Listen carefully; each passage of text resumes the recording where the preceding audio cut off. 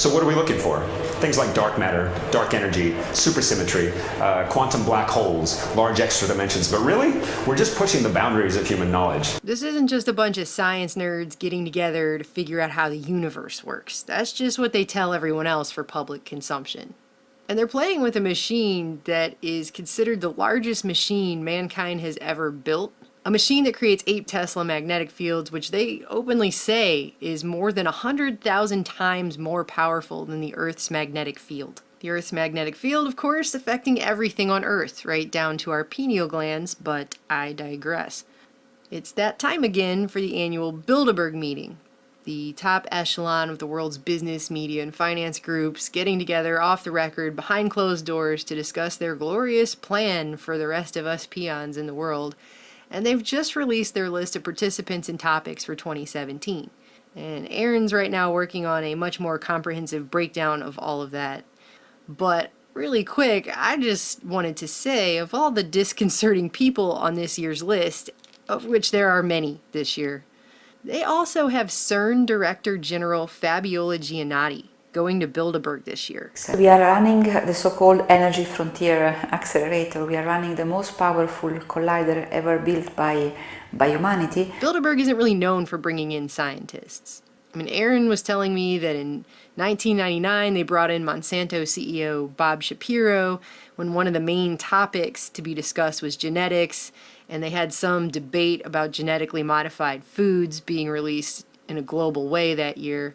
But overall, the meeting itself, the annual Bilderberg meeting, isn't typically known for being a place where science is discussed. So I went back and looked, and I couldn't find it mentioned anywhere that CERN has ever been represented like this at Bilderberg before.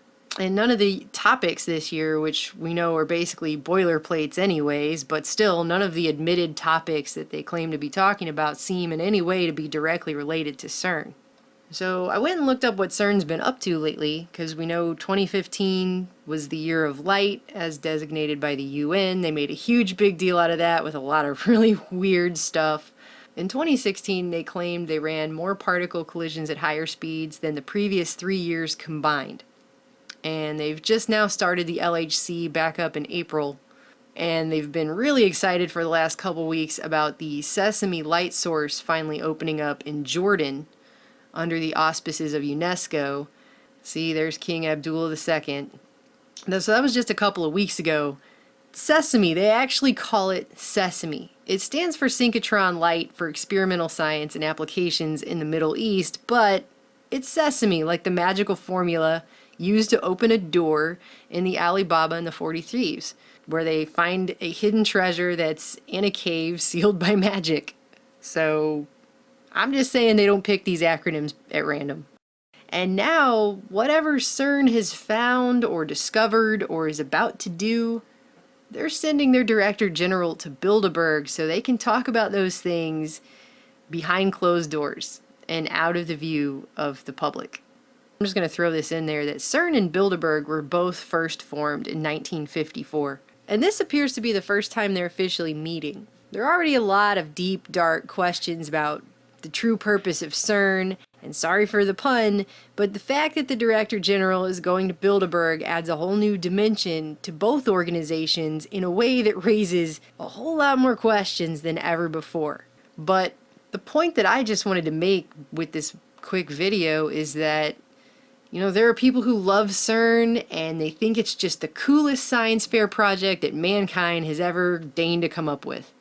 That's fine, but if the director of CERN is going to Bilderberg, that means it's no longer the harmless, cool, open science, trendy thing that they're doing over there in Switzerland, but something secret that they are not sharing with the rest of the world, with the rest of the public, but yet will affect the whole world the way that Bilderberg's agenda and their meetings always do.